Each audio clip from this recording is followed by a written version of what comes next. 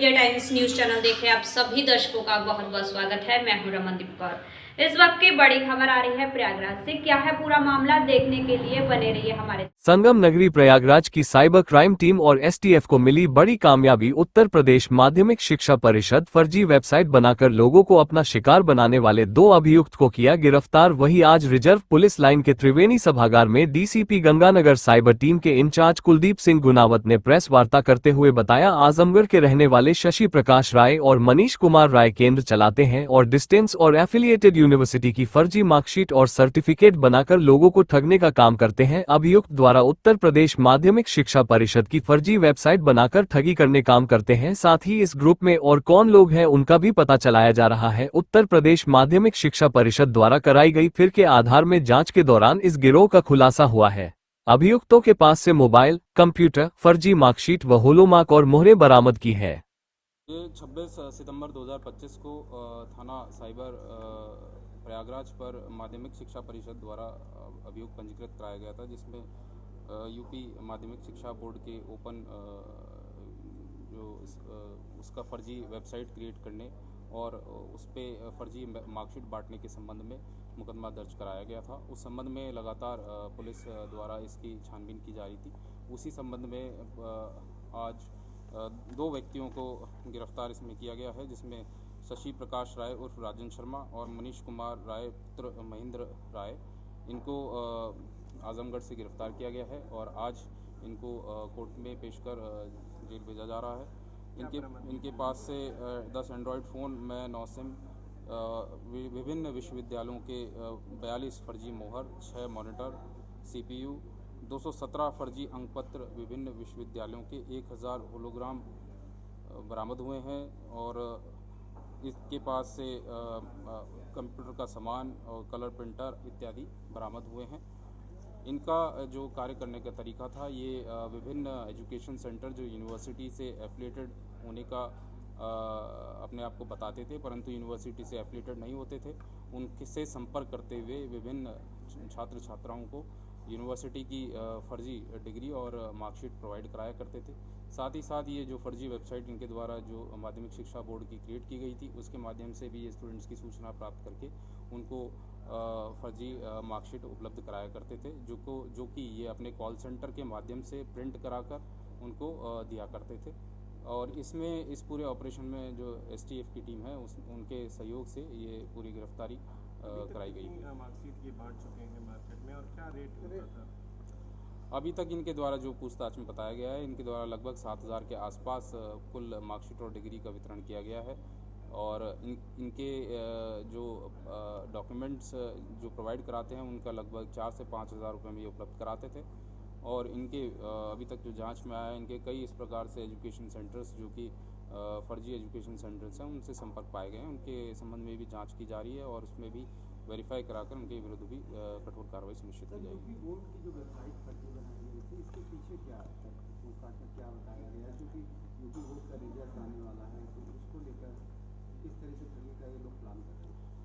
ये जो वेबसाइट जो इनके द्वारा फर्जी बनाई गई थी, उसके माध्यम से ये जो स्टूडेंट्स वगैरह हैं उनको सूचना ये एकत्रित किया करते थे और उनके अलावा जैसे जो ओपन स्कूल से संबंधी जो स्टूडेंट्स होते हैं उनको ये जो कि उत्तीर्ण नहीं हो पाते थे या जिनको मार्कशीट की आवश्यकता होती थी, उनको ये फर्जी मार्कशीट उपलब्ध कराया करते थे। क्या इनका बैकग्राउंड, स्टडी बैकग्राउंड था? जिसमें जो शशि प्रकाश राय जो इसका मेन सरगना है, वो BSc करा हुआ है IT में। इसके अतिरिक्त इसके द्वारा B फार्मा और D फार्मा भी किया जाना बताया गया है। इसके जो साथी है मनीष कुमार राय, वो 12वीं पास है। तेल संकट के बीच सरकार का बड़ा दांव, पेट्रोल डीजल सस्ता। ईरान इजराइल तनाव के बीच पेट्रोल डीजल पर राहत। केंद्र सरकार ने एक्साइज ड्यूटी में बड़ी कटौती की। नई दिल्ली। पश्चिम एशिया में बढ़ते तनाव, विशेषकर ईरान से जुड़े हालातों के बीच देश में पेट्रोल और डीजल की आपूर्ति पर दबाव बढ़ने लगा था। इसी बीच केंद्र सरकार ने आम जनता को राहत देते हुए पेट्रोल और डीजल पर एक्साइज ड्यूटी में बड़ी कटौती का ऐलान किया है। सरकार के नए आदेश के अनुसार पेट्रोल पर एक्साइज ड्यूटी 13 रुपये प्रति लीटर से घटाकर 3 रुपये प्रति लीटर कर दी गई है। वहीं डीजल पर लगने वाली 10 रुपये प्रति लीटर की एक्साइज ड्यूटी को पूरी तरह समाप्त कर दिया गया है। सरकार का यह फैसला ऐसे समय में आया है जब वैश्विक बाजार में कच्चे तेल की कीमतों में गिरावट देखी जा रही है।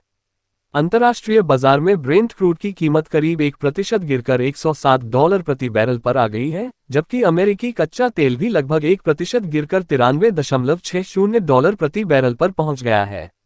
विशेषज्ञों के अनुसार अमेरिकी राष्ट्रपति डोनाल्ड ट्रंप के सकारात्मक बयानों से पश्चिम एशिया के तनाव को लेकर बाजार की चिंताएं कुछ कम हुई हैं, जिसका असर तेल की कीमतों पर पड़ा है।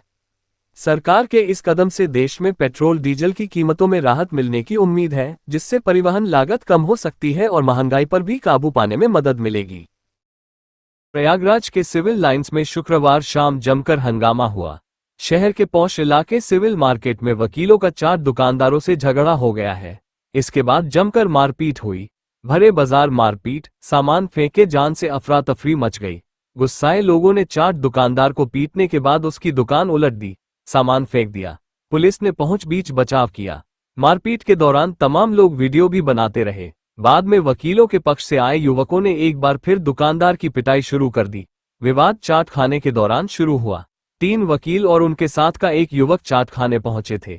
इसी दौरान कहासुनी हो गई। मार्केट के दुकानदारों ने आरोप लगाया कि पुलिस वाले पहुंचे थे, लेकिन उनके सामने दुकान का सामान फेंका गया। सिविल लाइंस पुलिस 4 लोगों को थाने ले गई है। प्रयागराज के होनहार देवांशु को यूपीएससी परीक्षा में शानदार सफलता प्राप्त करने और 564वीं रैंक हासिल करने पर आज हाशिमपुर स्थित उनके आवास पर पहुंचकर उन्हें व परिजनों को हार्दिक बधाई दी। Madan Mohan Malaviya technical university MMMUT से इलेक्ट्रिकल इंजीनियरिंग करने के बाद देवांशु ने अपनी कड़ी मेहनत और लगन से यह मुकाम हासिल किया है। आपकी यह उपलब्धि न केवल आपके परिवार के लिए बल्कि हम सभी के लिए गर्व का विषय है। आपके उज्जवल भविष्य और देश सेवा के सफर के लिए सभी नेताओं ने शुभकामनाएं दी। इलाहाबाद हाईकोर्ट ने संभल के शाही जामा मस्जिद से जुड़े कब्रिस्तान की भूमि से बेदखल करने के संभल जिला प्रशासन के नोटिस पर रोक लगा दी है। हाईकोर्ट ने दोनों पक्षों को मौके पर यथास्थिति कायम रखने का निर्देश दिया है। 1 जनवरी 2026 को जारी संभल प्रशासन के नोटिस पर रोक लगाते हुए हाईकोर्ट ने सरकार से जवाब मांगा है। इलाहाबाद हाईकोर्ट ने संभल के शाही जामा मस्जिद से जुड़े कब्रिस्तान की भूमि से बेदखल करने के संभल जिला प्रशासन के नोटिस पर रोक लगा दी है। हाईकोर्ट ने दोनों पक्षों को मौके पर यथास्थिति कायम रखने का निर्देश दिया है। 1 जनवरी 2026 को जारी संभल प्रशासन के नोटिस पर रोक लगाते हुए हाईकोर्ट ने सरकार से जवाब मांगा है। यह आदेश जस्टिस मनीष कुमार निगम ने अली अशरफ द्वारा दाखिल याचिका पर पारित किया है। याचिका दाखिल का अधिवक्ता अरविंद कुमार त्रिपाठी एवं शशांक त्रिपाठी का कहना था कि प्रशासन ने बिना विवेक का इस्तेमाल किए ये नोटिस जारी की है। उनका कहना था कि नोटिस किस प्रावधान में जारी किया गया है, इसका कोई उल्लेख नहीं है। कहा गया कि कब्रिस्तान के एक हिस्से को बिना किसी आदेश के आबादी घोषित कर हिंदुओं की आबादी बताया गया है, जबकि दूसरे हिस्से को जो कब्रिस्तान है उसे कब्जा बताकर खाली कराने को कहा गया है। अधिवक्ता त्रिपाठी का कहना था कि इसके पूर्व 31 दिसंबर 25 को इसी कब्रिस्तान को लेकर जो कल्की सेना ने शिकायत की थी, उस पर हाईकोर्ट की डबल बेंच ने याची के पक्ष में आदेश दिया था और कहा था कि सभी पक्ष की उपस्थिति में मौके की पैमाइश करके निर्णय लिया जाए। कहा गया कि पक्षकारों को सुनकर प्रशासन को इस मामले में निर्णय लेना था, परंतु ऐसा न कर कोर्ट के आदेश की अनदेखी कर अगले ही दिन 1 जनवरी 26 को कब्रिस्तान की भूमि खाली कराने की नोटिस दे दी गई है। हाईकोर्ट ने प्रशासन द्वारा जारी नोटिस पर रोक लगाते हुए कहा कि प्रशासन का ये नोटिस बिना किसी प्रावधान का उल्लेख किए जारी किया गया है तथा हाईकोर्ट द्वारा पारित आदेश के क्रम में बिना निर्णय लिए जल्दबाजी में किया गया है। हाईकोर्ट ने इस मामले की सुनवाई के लिए 6 मई की तारीख नियत की है। इलाहाबाद हाईकोर्ट ने पूर्व IPS अधिकारी अमिताभ ठाकुर की पत्नी और सामाजिक कार्यकर्ता नूतन ठाकुर की अग्रिम जमानत मंजूर कर ली है। नूतन ठाकुर के खिलाफ गत वर्ष देवरिया के कोतवाली थाने में धोखाधड़ी और जालसाजी तथा आपराधिक षड्यंत्र सहित कई गंभीर धाराओं में मुकदमा दर्ज कराया गया है। जमानत अर्जी पर न्यायमूर्ति जितेंद्र कुमार सिन्हा ने सुनवाई की। याची के अधिवक्ता का कहना था कि मामला 1999 का है, जब अमिताभ ठाकुर देवरिया में SP के पद पर तैनात थे। नूतन देवी के नाम से जमीन का आवंटन हुआ था। इसकी प्राथमिकी पूरे 26 साल बाद 2025 में दर्ज कराई गई। अधिवक्ता का कहना था कि प्राथमिकी दूषित इरादे से दर्ज कराई गई है। शिकायतकर्ता 2021 से ही लगातार शिकायतें दर्ज करा रहा, मगर उसने कभी आवंटन रद्द कराने का प्रयास नहीं किया। कोर्ट ने सभी पक्षों की दलीलों को सुनने के बाद अग्रिम जमानत अर्जी मंजूर कर ली है। देश दुनिया की खबरों के लिए world media times news channel को सब्सक्राइब करें।